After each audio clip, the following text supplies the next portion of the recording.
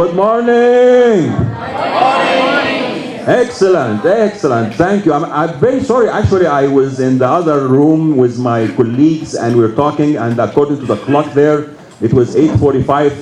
And then I come now, I realize it's 8:55. And I am so sorry. I didn't mean at all to be late. And I promise that's not my habit. But maybe that's a kind of a blessing in disguise, because as you saw yesterday, some people came late because of the bus.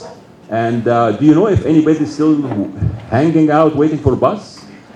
Of course, we don't know. But I assume that everyone is here. I will.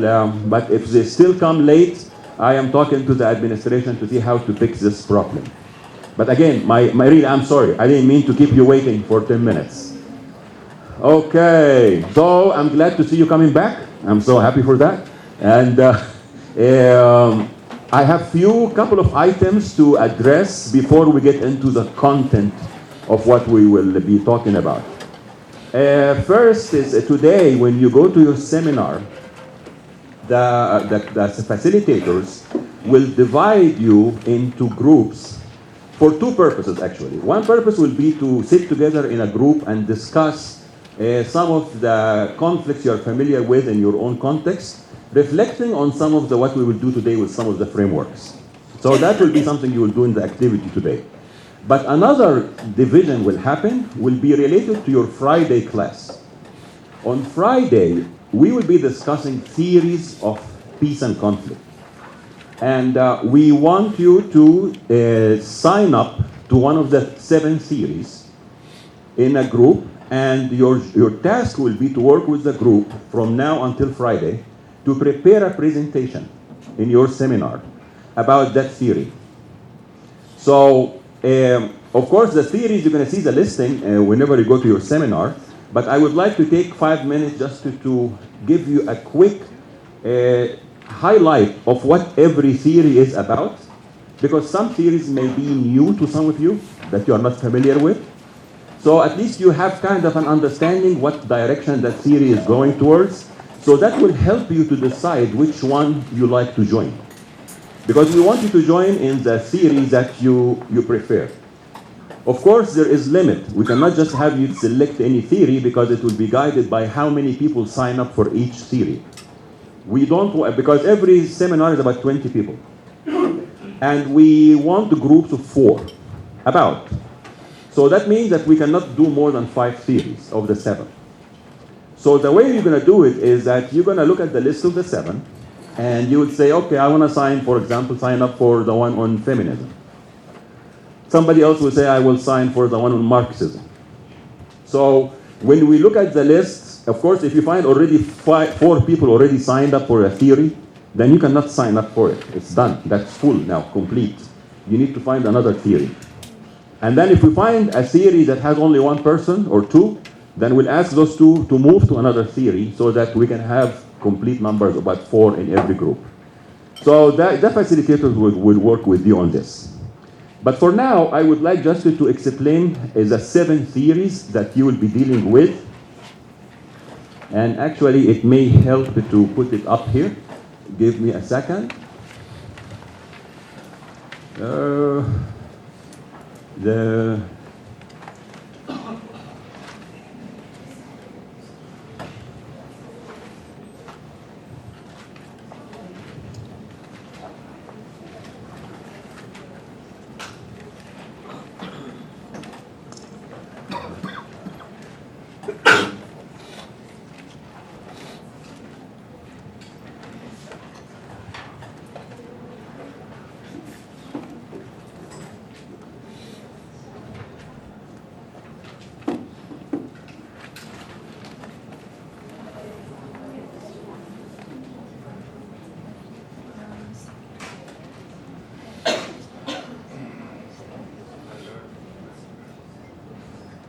Good. Okay. Here they are. All right. This is in your syllabus for Friday. And you're going to see this list of readings in the recommended readings.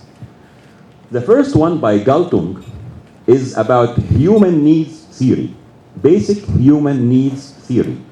The basic human needs theory mainly is about the assumption that any conflict in humanity is about the frustration of a basic need. Basic need can be like what? Like, for example, not having access to water. I mean, if you don't have water, what will happen? You'll die. Are you going to let yourself die, or are you going to go fight those who are stopping you from getting access to water? So because of the frustration of a basic need such as water or security or food, then you're probably going to go and fight to try to restore this. That's one source of conflict. And basic needs are not only about material needs, they can also be about non-material needs. People will fight and die for their honor, for their dignity, not only because they cannot find water or food. So this theory, basic human needs, is in the heart of the field of peace and conflict as one of the sources of conflict. So that's the first one, basic human needs. Of course, I'll talk more about it on Friday. But for now, I just want you to know, so what is this about basic human needs? The second one by Ted Gore is about a theory called relative deprivation. Relative deprivation is a theory that establishes that people will rebel, people will get into some form of revolution if they feel that their expectations in society regarding what they are entitled to, say for example that I received very good education, because now my country opened free education for people and so on, so I got good education. When I get good education, I expect that I go get a good job, right, and improve my standard of living and everything.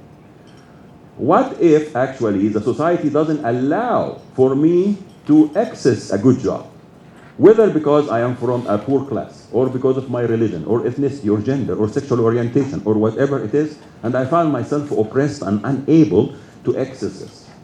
How will I feel? And will this lead me and other people who are also feeling oppressed like me to rebel against the system? So relative deprivation means that to the extent that you feel deprived, especially when you have a high expectation, it probably can lead you to revolt and to try to change things.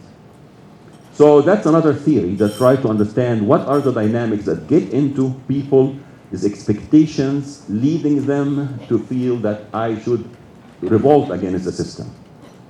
You have a question here in the front line, row? You okay? All right. The third one is actually a psychological theory about social learning theory by Monte. Social learning theory. Remember yesterday we said that the field of peace and conflict is multidisciplinary. So you don't be surprised that some theories are coming from psychology, from international relations, and so on. Social learning theory tries to establish that, yes, you can make people learn and unlearn how they do things, including peace, including resolving conflict. So there is hope when you think of social learning theory, compared to other theories in psychology that seem to make us feel that we are doomed. That frustration aggression theory and other forms of theories will make you think that, well, people will always behave this way, but social learning came to say, no, there is hope, you can change people. So that's from a psychological dimension. And then the one by Collins have this book about different sociological traditions or sociological theories. So we're gonna look at the conflict tradition, which is about Marxism. And Marxism is pretty much a theory that tries to argue that the entire history of humanity was about the struggle over means of production and the rights of people to access resources, and that the elites in every society, the ones who have the control over the resources, have made sure to deprive people and to subjugate them to be just workers, do the work for them while they are benefiting and becoming rich. And Marxism is all about, let us transform this by actually eliminating that class of people who is the elitist, who is in charge of everything and controlling, and let the people own everything. So it's a very deep theory, economically, socially, and culturally, and also politically, of course. And of course, it has affected the whole world when we had the Soviet Union and other models that try to develop, follow that theory to develop systems, social and cultural and political systems that reflected that elimination of the ruling class or the ownership class and the bourgeoisie, and to try to have the proletariat, which is the working class, to have the full ownership and decision making on all means of production. So that's another important theory that it's good to also reflect on Marxism. And then the next one by Kim Trindas and Kajaptiobici is about culture theory. And it focuses within the culture theory on the notion of individualism and collectivism. Individualism, collectivism is a very popular concept. Try to explain some of the patterns of why people behave in certain ways based on whether the culture is highly individualistic or collectivist. So this is more about cultural dimensions of conflict and peace. And then Merton's theory is about anomie. And anomie is very similar to relative deprivation that I mentioned, that your expectations are not met and you feel that the structures of the society are forcing you not to achieve what you think you are entitled to. So you start to find different ways to deal with this, including to revolt against the system. So it's a very similar one to the one we mentioned earlier by Gurr, the second one from the top. So Gurr and Merton are two similar theories to a great extent. One is called relative deprivation, one is called anomie. And I believe, and those theories are very useful in explaining specific like incidents of why people in a certain situation start to do a revolution, versus in another place they didn't. But unlike Marxism, for example, it's not trying to explain the whole humanity or basic human needs. So there are different levels of analysis. And then finally, the last one by Schillesbeck and Smith is about gender and feminism. So this one is trying to establish, for what we talked about, the notion of how gender dimensions have been in the core of a lot of the conflict, and that it carries the promise of sincere peace building that can happen if we take into consideration notions of gender in the broad sense, not just about focus on women, but focus on oppression of all groups based on their gender qualities and identities. So those are a quick run into the 7 theories that you'll be choosing from. Clear? Any more explanation I need to make to help you at least to make an informed decision when you go to your seminar? Yes? Could you talk a little bit more about the difference between relative deprivation and And anomie? anomie. Anomie, yes. Okay, very good. I'm going to do that on Friday. Let's put it this way. But relative deprivation assumes that the keywords is your expectations versus capabilities. I have an expectation that I should be the president of my country. But the capabilities I have or are given to me by the society are not allowing me to achieve what I think I'm entitled to. And in the gap between the expectations and the capabilities, that frustration can happen. And when frustration happens, it can result into rebelling. That is the relative deprivation theory. Very similar in the theory of anomie, there is a distinction between the structural goals and values, what the culture goals and structures. Culture goals refers to what is important in your culture. From the time you are growing up, they put in your head that to be a successful person, you need to achieve 1, 2, 3. For example, in many societies, like the measure of achievement is to be rich, for example, that how much money you make. So if the culture goal is to become rich, then the next question is, are the structures allowing you to achieve this, or are they hindering you based on different factors? And if the structures are hindering you, not allowing you to achieve those cultural goals, then there are 5 different possible adaptations. And that's what's unique about anomie compared to relative deprivation. It doesn't say that everyone who will become frustrated will become a rebel and try to do a revolution. No, actually, it goes into explaining that there can be other modes of reaction, including withdrawing, retreating, or refusing the culture goals altogether. So so the mechanics of each theory are different, even though overall they go in the same direction. But when you start to read them, you're going to find that there are some differences in how they deal with that frustration that will happen to someone because of not being able to achieve their objectives. Did I do okay with this? Yeah, great, thank you. Well, thank you. Okay, very good. Anything else about the theories for now?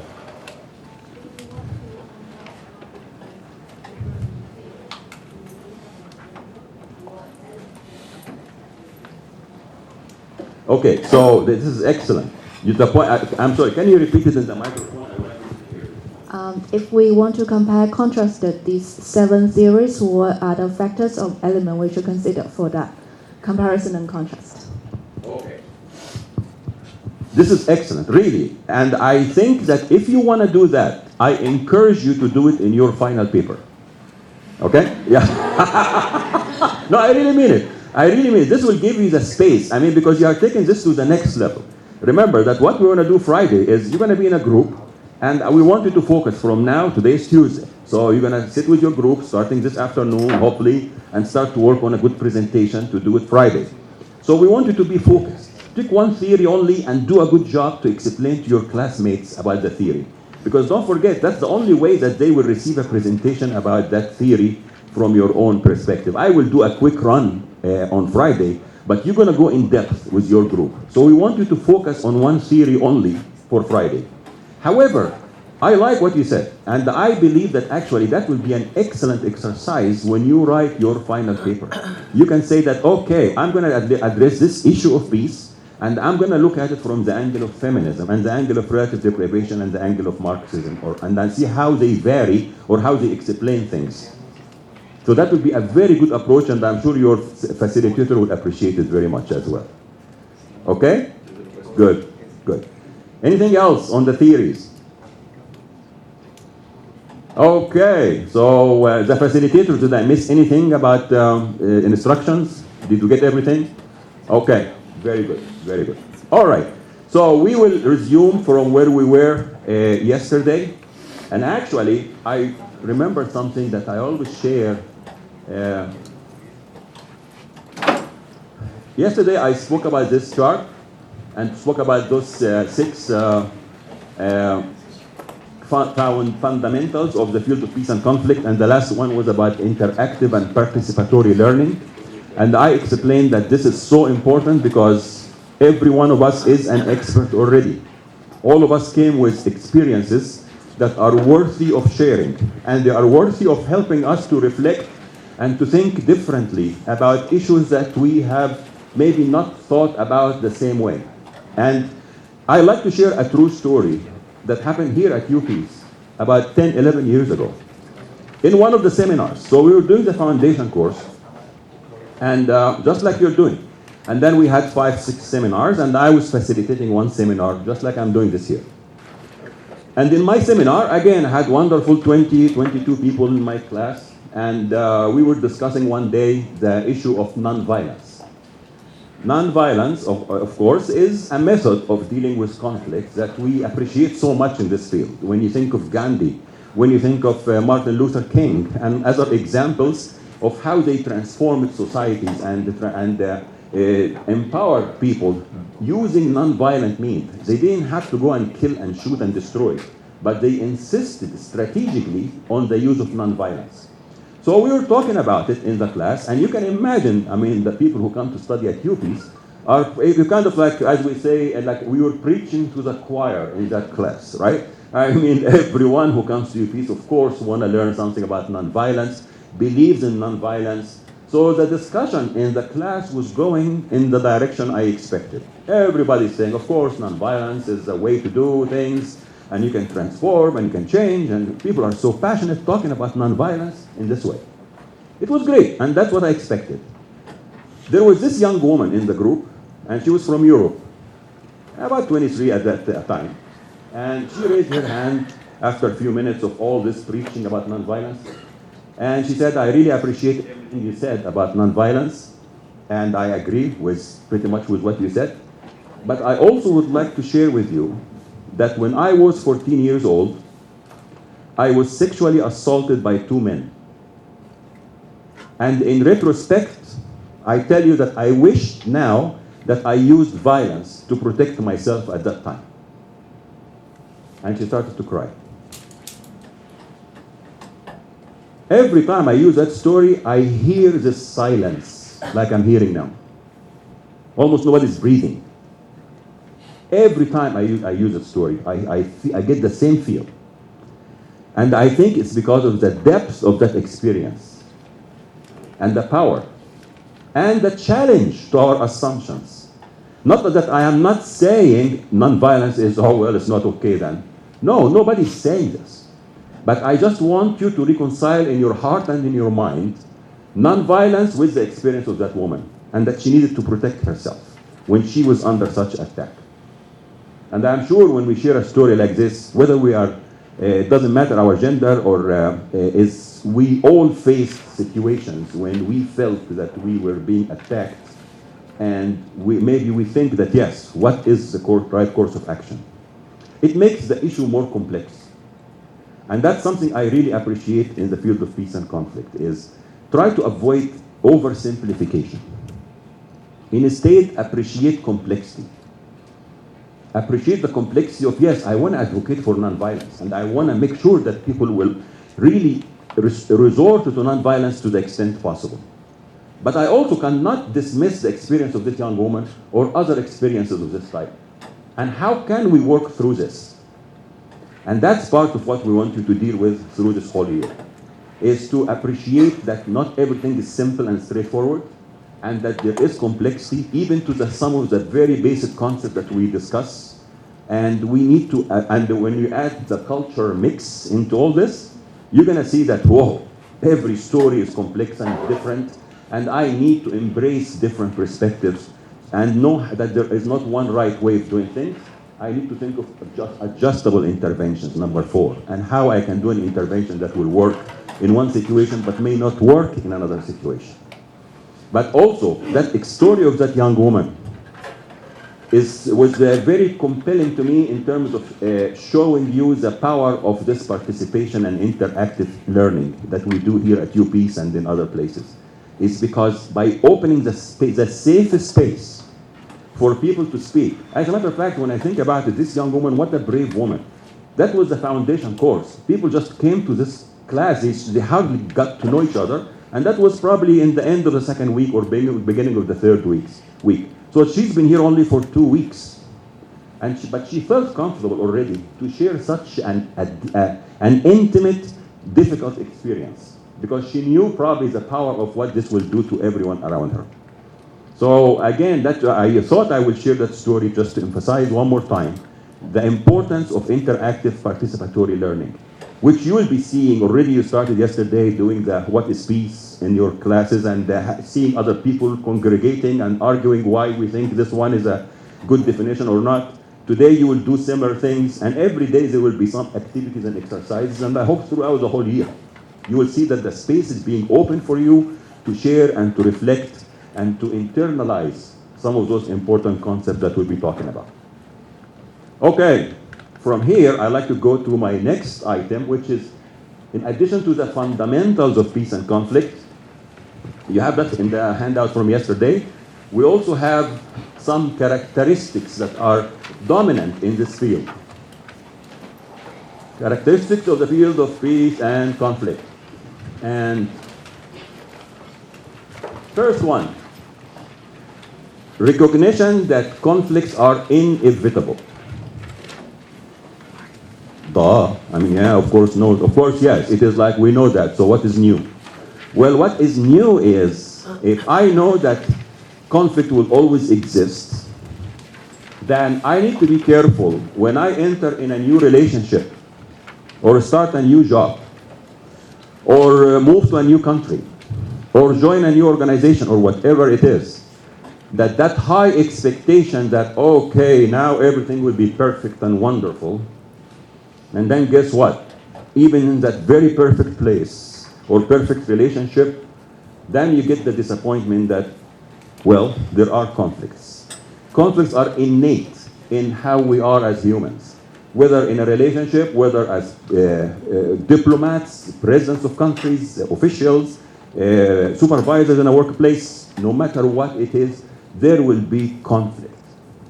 And so as a result, what we need to think about is, how do I deal with conflict in an effective way, and not to raise my expectation to an unrealistic point that, oh, now I should expect no conflict to happen because I met the right person, or I am in the right job, or whatever it is. No. Be realistic. Accept that conflicts will always happen, but also learn how to deal with them. But if you start with that high expectation, then good luck with all the disappointment that will happen and all the dysfunction that will happen. People are like, I can see the reaction, it's great. I mean, people can relate to what I'm saying.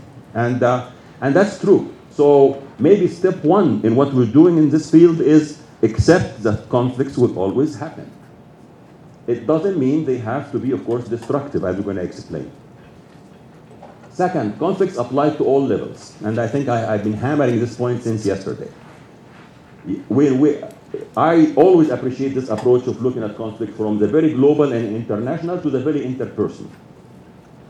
Many people in the field and many writings, you find that they focus highly on the international level. And the media, of course, is more interested in conflicts that happen on the international level. And that's fine. But when it comes to learning about it, we need to appreciate that many trends, many patterns, as you're going to see today and tomorrow, that happen in conflict, they run through all those levels. And as I mentioned yesterday, I work sometimes with diplomats and I train them on negotiations and mediation and so on. And I see that approach they have is they would like to focus on the international level conflict. So they want to talk, I go to do my training and they think that I should be talking only about big conflicts happening between India and Pakistan over Kashmir, or the Arabs and the Israelis, or whatever it is, or the Iran and the US, whatever it is. And then we start to reflect on it, analyze it, and think of how to do negotiations and mediation about it, which is, of course, we do that. But I also believe that you cannot really embrace what really goes on into negotiation and mediation before I get you as a person to feel what goes on when you are in a conflict. And the best way to do it is to put you in a conflict situation that is more intimate, more direct, that you are a person involved in it, not as a robot, and I hate to put it this way, who is representing some nation or some organization. That's an important level, but I still want you to feel what goes on as a person. Because if you know what it goes on, what is anger, what is fear, what is frustration, when you get to feel this, and to feel that you have your own stakes are at risk, then maybe you will start to think carefully when you get to represent your government or organization on an international level. So I always navigate back and forth between all those levels so that people can appreciate that what I learned for one level applies to the other, and that I cannot grow as a good negotiator or mediator or just a person to deal with conflict if I don't internalize this. That's a key pedagogical concept in how I would do this teaching and training in peace and conflict. Third is, while conflict can be destructive and harmful, peaceful approaches can make it positively transformative. Yes, the tendency to think that conflicts are always destructive, negative, bad. And yes, because typically we have negative feelings when we are in a conflict. You are not always in a conflict and say, oh, I'm so happy I'm in a conflict today. No, we don't do that. You usually feel angry, frustrated, hurt, whatever it is, and that can result in more complicated behavior that gets a reaction from the other, and before you know it, it's such a bad situation. Who wants to be in this? I mean, of course it is, no one likes to be in a conflict. But the good news is, not every time you are confronted with conflict, you have to just go in that direction of dealing with it in a negative way. I mean, that's pretty much part of what we try to achieve in such classes, is to get you to think, wait a minute, maybe there is another way of dealing with this. Maybe there is a way that I can think of this conflict or approach the other person in a way that we can find common ground and we can resolve this and even improve our relationship on the long term. And that's what we want to do, is to help you to shift thinking from the negativity of conflict into what is the opportunity and what can we do to make things better than they used to be. And that, again, that's what you do for the whole year at UPeace. You will be learning about how to transform your thinking of conflict and how to deal with conflict in a peaceful and positive way. And then number 4, conflict may be manifest or latent. Meaning what? Meaning that if I see two countries shooting rockets at each other, or I see two people punching each other, I know that there is a conflict. So this is a manifest conflict. There is a manifestation of the behavior of conflict or the violence. But not all conflicts are manifest. Sometimes the seeds of the conflict can be there. They start to grow slowly, but you cannot see them quickly or immediately. Does this mean there is no conflict just because people are not hitting each other? No, actually sometimes the conflict is really brewing. And before you know it, it will blow up. And then you wonder, oh my God, where did this come from? Think of the example of what we call structural violence or cultural violence. When a certain group of people is not allowed the same access or same resources like others because of whatever factors, like we mentioned yesterday and today. Gender, sex, ethnicity, religion, whatever it is. So if I just walk around thinking that, okay, well, I mean, this is how things are. And then before I know it, I find people are exploding based on ethnicity or forming a terrorist group and blowing up and killing right and left. And then I say, oh my God, where did this come from? Where it came from a conflict that has been brewing, but you have not seen the manifestation or did not detect it early enough. Hence, it's important for us in this field not only to wait for the conflict to become violent and manifest to say there is conflict, but actually we will be more efficient if we detect the conflict earlier, before it is manifested in violence, and then we can find ways to address it and to capture the issues before they grow into violence. That's what we call conflict prevention and using early warning methods and that applies again on all levels. It's not only about early warning and prevention on an international level. Imagine even in a family. I mean, that can happen. A situation, dynamic happening between brother, sister, or whatever, and if you detect that things are going to explode if I don't do something about it, then you need to analyze it properly and see how can I intervene early enough to prevent it from escalating. And that's why it's important for us to emphasize that notion of the manifest and the latent dimensions of conflict. And then, number 5,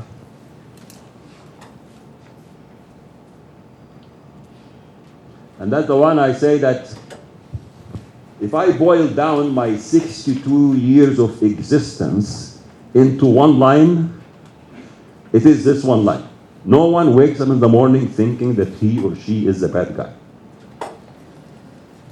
Think about it for a second. Have you ever been in a conflict situation and you said, oh, what a great day to be an evil guy? We don't do that, right? We don't wake up in the morning thinking that we will do evil. We always think that we will do the right thing. And let's be dramatic about it. Even, what's your name? Sin. Okay. Let's say that I woke up in the morning and I remember that Sin, right, did something terrible to me yesterday. And I'm just so mad. You're in my group, right? Yeah. So she screwed up in the seminar yesterday. And I decided I'm going to punish her in front of this whole class to teach her a lesson. So I wake up in the morning, I say, that Sin, once we arrive in the class and to teach everyone a lesson, I was just going to smack her when I see her. So here, I woke up in the morning with the purpose, deliberately, that I'm going to inflict harm on her. But do I think that I am evil in doing this? No, I am convinced, and I already convinced myself that she deserved it. Correct? She did something yesterday that I felt insulted me, hurt me.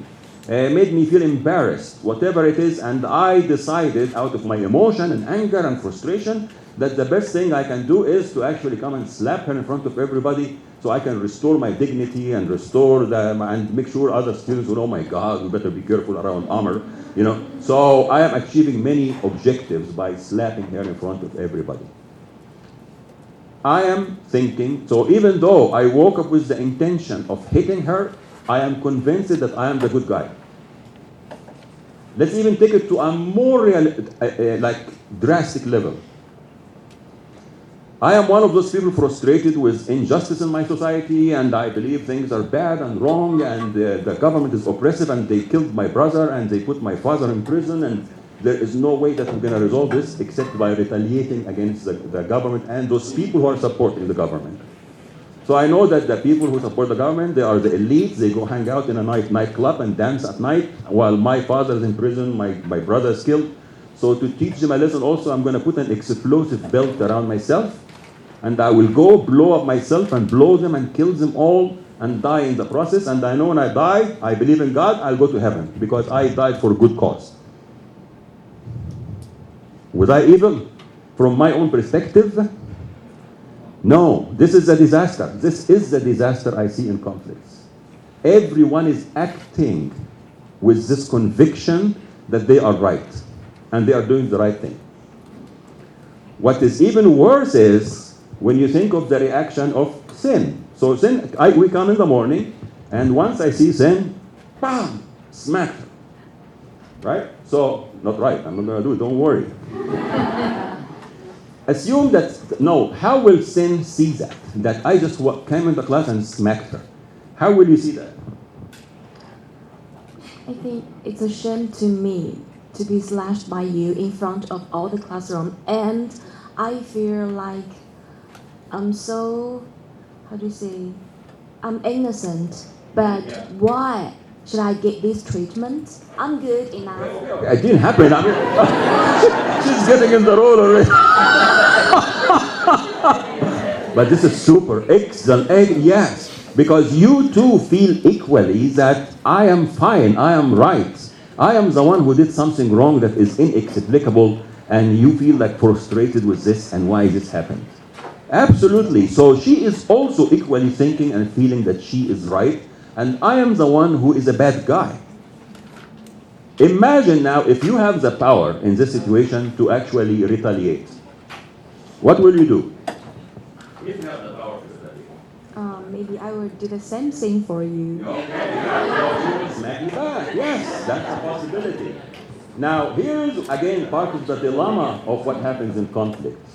Remember, I woke up in the morning thinking I'm the good guy, and she's the one who is bad and did something wrong yesterday, and she deserves punishment in front of that class. So I smacked her. And to my shock, that evil woman, after I did this to her, she had the nerve to smack me in front of everyone. So she is double evil. Right? Not only that she did something bad yesterday, no, she did even worse today.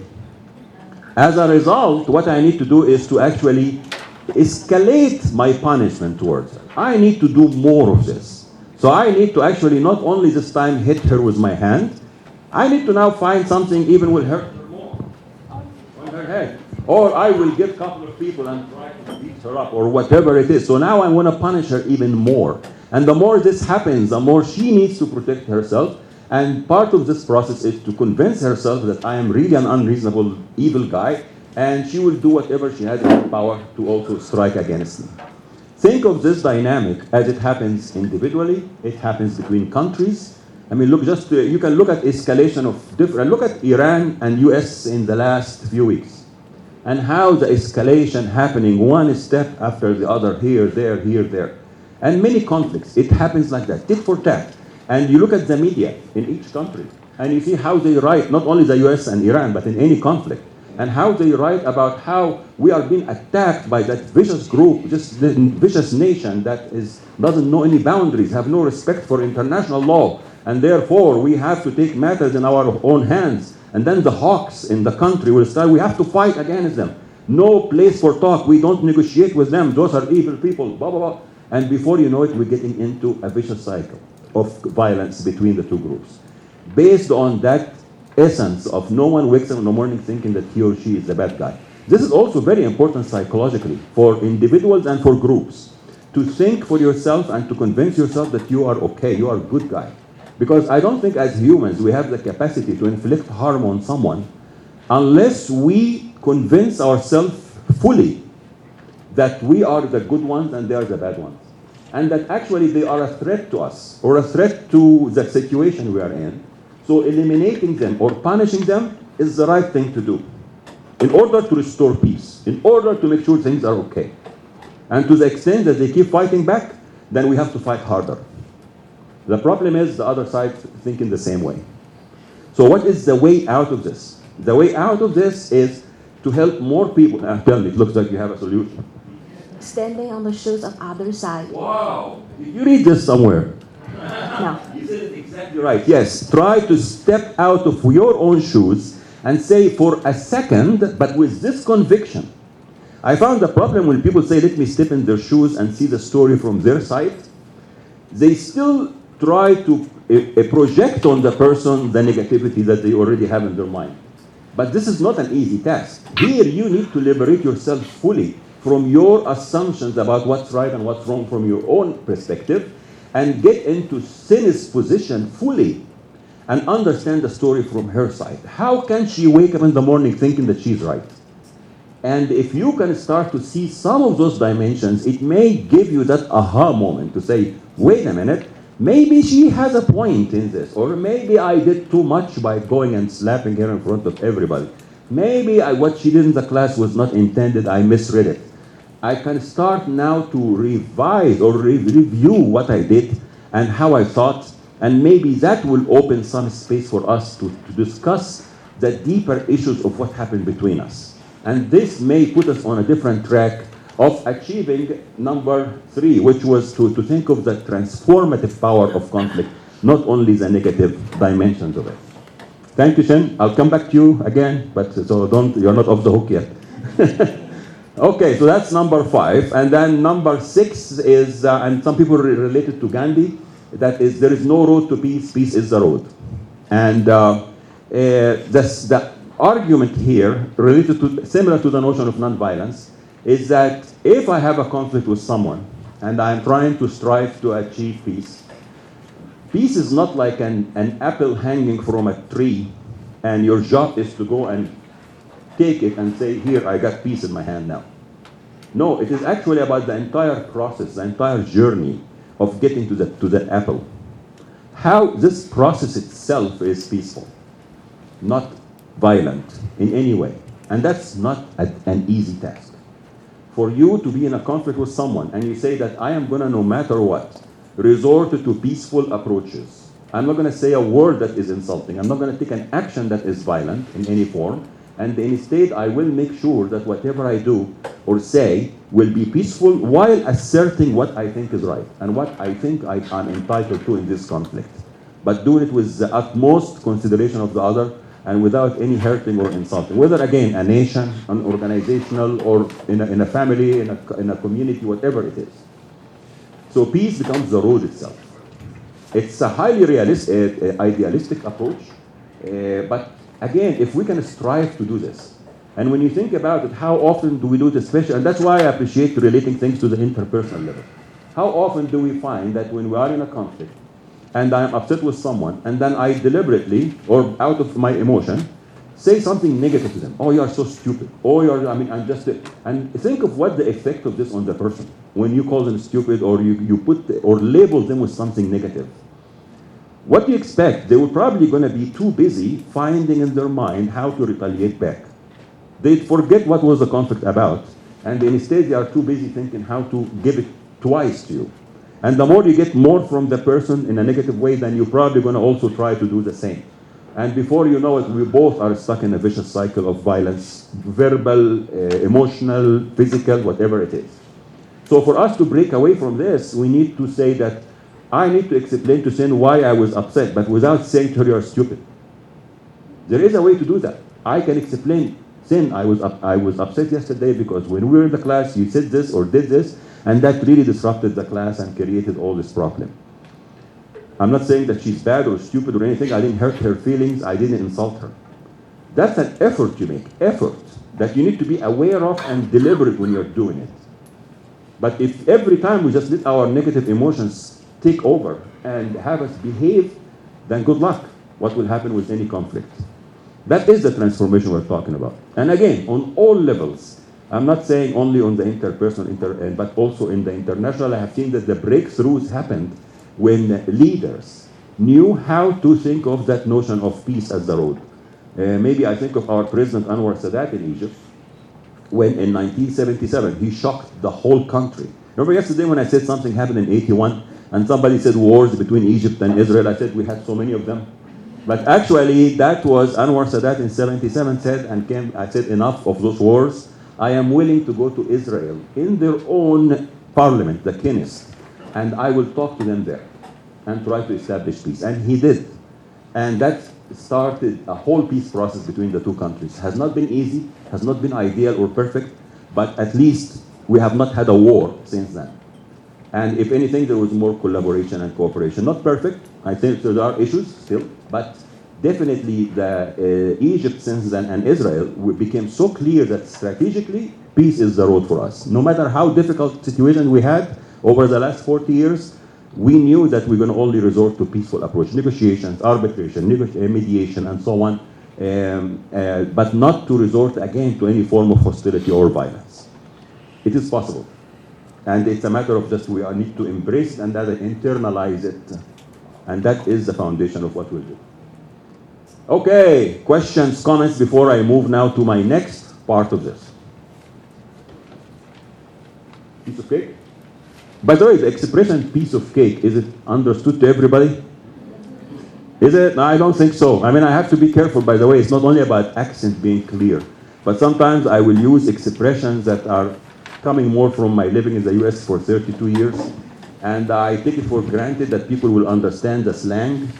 But then I found that actually sometimes people don't understand when they say some word in a slang. So piece of cake, you know cake, right?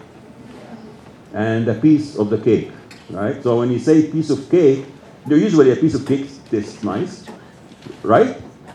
And easy to eat because it's soft, right? So it's easy. On your stomach, no, I don't know, with the sugar and all that. But at least as you are eating it, it is soft, nothing hard, and so on. So piece of cake became an expression for a concept that you are sharing that is easy to understand. That's why it is. Okay? Piece of cake? Okay. Yes, sir. What you just explained would be an ideal way of dealing with conflict. So what that should take two of the parties understanding that they should put themselves into the other's shoes. How do you deal when one of the parties is willing to do that and the other one is sticking to the same? Excellent. Okay, we are not going to solve everything today, right? So, but those are the kind of questions I am looking for. I mean, that we start to reflect, wait a minute, so it's not every time that two people will want to step into the other's shoe. What if one is willing, the other one is reluctant? What can we do about it? Allow me until Thursday to answer this. I mean, because you will see as part of the discussion of how we analyze conflict and the pieces of conflict and power dynamics in conflict and how to manage it, I think you're going to start to see some responses. I will not say answers. I mean, again, a lot of what we do here is not like mechanical or mathematical equations that 1 + 1 = 2. Not always. And so sometimes it will be just giving different ideas, different perspectives. And probably in the seminar, you're going to find people addressing the same issue from different cultural perspectives. So that will enrich your understanding of the complexity of this question and how there are different ways of thinking about it. How you deal with it in a specific situation, that will be part of the art. I always say that the field of peace and conflict is a combination of somewhat science, but more art. And the art comes when, how do I deal with a specific situation where one party wants to talk, the other party does not want to talk. You need to understand the context of what's happening, what are the dynamics, what are the power dynamics. Accordingly, you choose the right way that will influence this particular situation, which may not work in another situation. And that's why it becomes an action of art, not of science necessarily. But let's agree that by Thursday, Friday, give it to Friday, okay? That you will have new perspectives on how to deal with this one, okay? But definitely, I'm very aware of this question, and I'm happy you brought it up. Good. Anything else? Yes. My question is about the fourth characteristics. Conflicts may be manifest or latent. So when we are talking about intervene when it's latent, so as to prevent conflict become manifest. I'm wondering when we intervene, it could be interpreted as it's another form of violence or another form of conflict. So what's your view on that? For example, in Xinjiang, which is in the northwest of China, mainland China government is concerned that there might be an uprising of terrorists or extremists. So they are doing this so-called camp or re-education center there. In the government's view, it's intervention in the latent level to prevent it developing to manifest. But other people may consider it's a type of conflict and violence. So, Wow, may I elaborate a little bit on the example you mentioned, and I really appreciate that you brought it up. There is a situation happening in China, and of course we have all the Chinese colleagues here that can elaborate more. But my understanding from the media, that that's how I get my information, is that there is actually a law, it's a minority, there is a minority of Muslims living in China. They are, of course, given that China is like 1.2 billion now, or something like that, or 1.3 billion? 6? Okay, yeah, like 1 billion, okay, all right, so 1.3 billion or 1. Okay, of that, imagine 1.3, 1.4 billion, not million. There's 40 million Muslims, right? About 40, right? That's the number I hear always, 40 million. Of course, that's a huge number, 40 million people from one religion. But compared to the whole population of China, it's still a very small minority. However, there has always been concern for the Chinese government and for others in the international arena that some of those guys are becoming violent extremists, or that the radical ideas are penetrating that community, and some of them may become violent and may resort to terrorist attacks. It happened once or twice in your country, I think. And so part of what the Chinese government is trying to do now is to prevent, and that's the point that she was making, is that before, instead of waiting until those guys become so radical and violent and start to blow up and kill, why don't we actually capture it early on and develop models to de-radicalize those people and to help them to understand the religion from a non-violent way so that they don't end up being radical and start to fight. That's one perspective. So they develop those schools, or they call them whatever the name that they gave, that where men especially have to go there and get education that will, the assumption is, will help them to be de-radicalized and not to go in the direction of violence. From other perspectives, it may look like human rights violation, and it may appear like those governments are actually oppressing those people, forcing them to change their identity, and this may backfire and become problematic later. So the very good point you made is, so is this like okay to do something like this, and to say that I'm dealing with latent conflict, and I am making sure I address it early enough, but in doing it, you are probably actually oppressing people and infringing on their human rights. It's always, again, appreciate complexity, all I can say here. Then there are different perspectives, and no one wakes up in the morning thinking that he or she is the bad guy.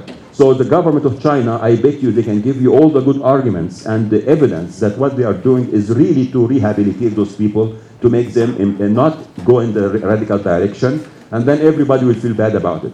Versus somebody else may say, no, what you're doing here is you are actually brainwashing those people, and you are forcing them to change their identity or to abandon their identity that they have inherited for generations. And so where do we find the answer to this? Is, again, you got to understand all the different perspectives and to appreciate where everyone is coming from. But for me to judge this, is this okay, not okay? I cannot say that because I don't know the details of it. But it is worthy of looking at. Already some countries and some organizations are getting into this and trying to look at it And hopefully there will be a good way of understanding what's going on, and is it really about de-radicalization programs, and is it helping, or is it really about crushing the identity of a minority? There's a big difference between the two. So again, those are the difficult questions we must ask and reflect on. But not always going to get an answer. Again, nothing is mathematical here. It's all about different perspectives. And to suspend judgment if you don't know enough. I mean, who am I or anyone else to say, oh, I can give you the right answer to this one, if I don't know exactly all the different dimensions. So it is fair to just suspend judgment until you assess. And I have to say that in this field of peace and conflict especially, I found that a big problem because of the tendency of many people in this field to be activists. And by being, and we're going to discuss activists actually at length in session 11, activism and advocacy. But I want to say that I find sometimes activism has to be harnessed with good assessment. I mean, you don't want to jump because of your conviction that about some issue or some cause, whatever it is. And you just want to go and prove things, or anybody can get you to jump on the wagon and demonstrate and do things because you are so passionate about an issue. Before you jump and do this, please assess. And don't take the media as the one source that can give you information. Do your own honest assessment with integrity and objectivity. Accordingly, go and do as much activism as you want to do if you feel like your cause is being violated. But to just assume, and that's what I've seen happening a lot, that people out of the passion, they just jump and take a position, and they don't, and then it's difficult sometimes when you get yourself in a position of attacking or being so strong against somebody, it's difficult to retract and say, oh, I'm sorry, I was wrong. So actually you find yourself trapped. And you might as well just stay there and keep insisting and hoping things will change around you. But you don't want to retract and say, I'm sorry, I did something wrong. So don't get yourself into this situation. I think it's better for us to combine activism with assessment and to do a good job of understanding what's happening before we jump and say something is right or something is wrong. Wow, already excellent points of discussion. And again, you will be learning a lot about them as we go through the classes. Okay, time-wise, and I want the right time, not the time I got messed up with. 10:20? It's 9:20. What? 9:53? 9:53. And we are supposed to stop at what time? Okay. But now, stop now. Stop talking. Okay, so, but actually that's a perfect time for me to start to talk about this one. And I have a handout here. Okay, well, I can do that.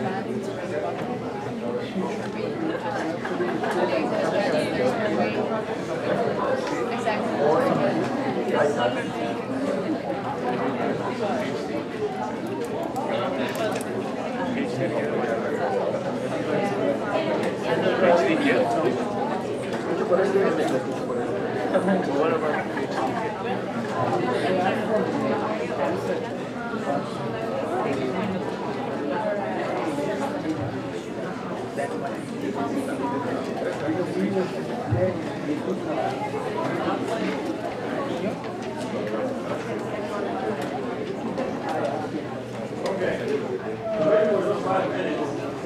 I get into anyone needs more of this chart.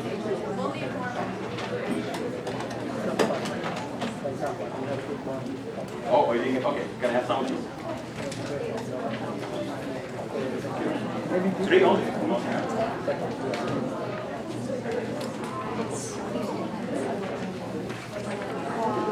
Everyone? Okay.